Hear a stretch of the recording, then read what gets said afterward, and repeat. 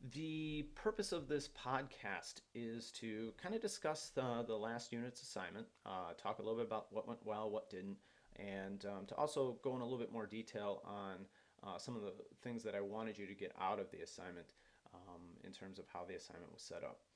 Overall, the assignment went well. I thought you guys did a good job. I thought people got a good grasp for the most part of writing objectives in the ABCD format. And so I think I'm confident that you guys will be able to do well on that portion of the final project. Following directions, we had a little bit of a problem with that. And I kind of want to talk about what that problem was and then why I had the assignment set up that way.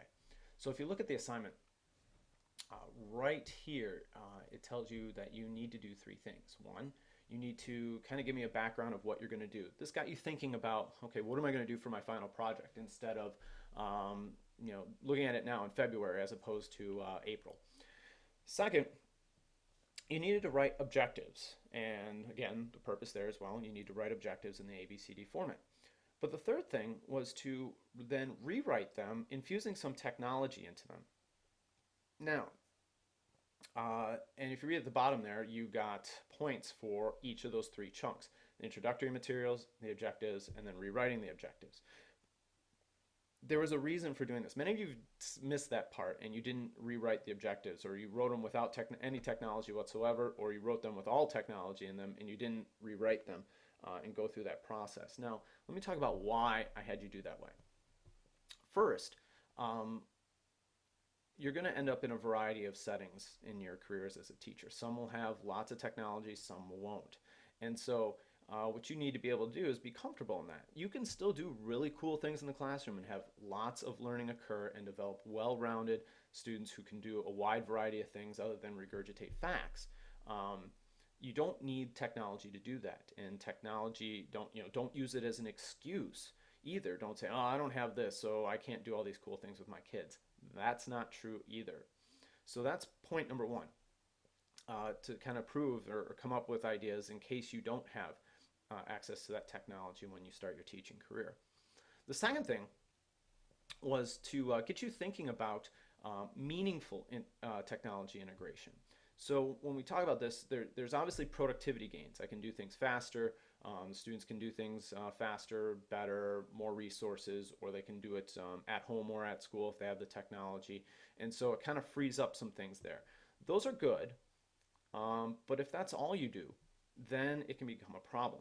Or at least it's not necessarily a problem. There's nothing wrong with it per se. But if that's all you do, it becomes very hard to justify when you're asking for technology or complaining that you don't have enough. What you're really looking for there is how technology can transform learning. And that's kind of the thing that you're really aiming for. Now, you don't have to do it every day. You don't have to have every lesson with technology be higher order thinking skills all the way. Those, the productivity isn't bad, but if that's all you do and you don't take that next step and use technology to transform learning, now we've got a problem. Let me give you a couple examples here. And these are just a couple objectives that I made up. Not from anybody's, I don't believe, but um, these are a couple examples of what I saw and how it's different when you're using technology for productivity purposes and transformational purposes. So let's take a look at this first objective. Learners will list at least three differences in the political beliefs of the northern and southern states during the Civil War. Great. It's knowledge. It's probably something they should know. And again, there's nothing wrong with having an objective leading to knowledge and recall. So many of you did this in terms of adding technology to it. Say, okay, using a blog, learners will list at least three differences. Again, there's nothing wrong with this. Um, a blog might make your life easier. It makes it easier for you to grade, generates less paper. Students may think of something outside of class and then can submit it. There's a whole host of reasons why this could be useful. But really, you're still just doing recall and knowledge. That's all you're able to do. So there might be some productivity gains, but in the end, they're either stating it on paper or they're stating it on the computer. It's no different than lecturing with a whiteboard and then lecturing from a PowerPoint presentation, things we talked about in the first class.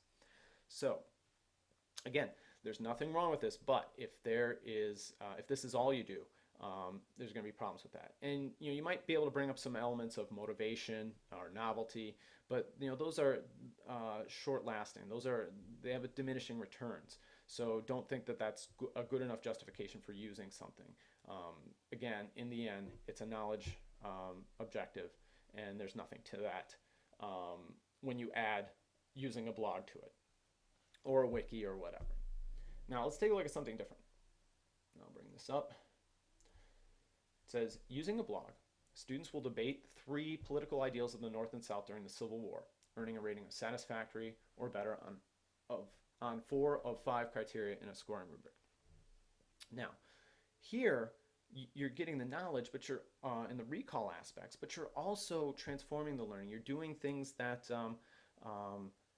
we want our students to be able to do, such as state a point, support it with evidence, and make claims based on evidence, and debate back and forth. This is different. Not only do they have to know this stuff, they have to know the opposite viewpoint, and they need to be able to draw on research or evidence to back it up. Now, this is a lot different. Further, the blog helps in productivity as well as transforming, because people can carry this on. Now, could you do this without technology? Of course. You have a debate in class. That's something that we've probably all done in a high school classroom, is had a debate. But here you get the added bonus of being able to continue it. When you're in the class, you just have this short stretch of time to be able to accomplish something, and you have to come in with all your knowledge all balled up in your head, and then what you have is what you have. With a blog and using it this way, you can go back and forth, and you can continue on after the discussion is over in the class. So you can carry this on at home, you can carry it on in school, you can go back and forth, you can search other things on the internet, you can bring up other points. And so this becomes both a productivity, both a transforming, and both a time release. You're not bound by the confines of the classroom. But to say that you can only do this with technology is false. Again, we could just have a debate in class. It's still a good skill, and you don't need technology for it. So this is an example of probably taking a normal standard such as this and beefing it up, because now you need to know, you have to know 3 differences, but then you need to be able to do all those other things, such as support your answers with evidence and continue on with the discussion.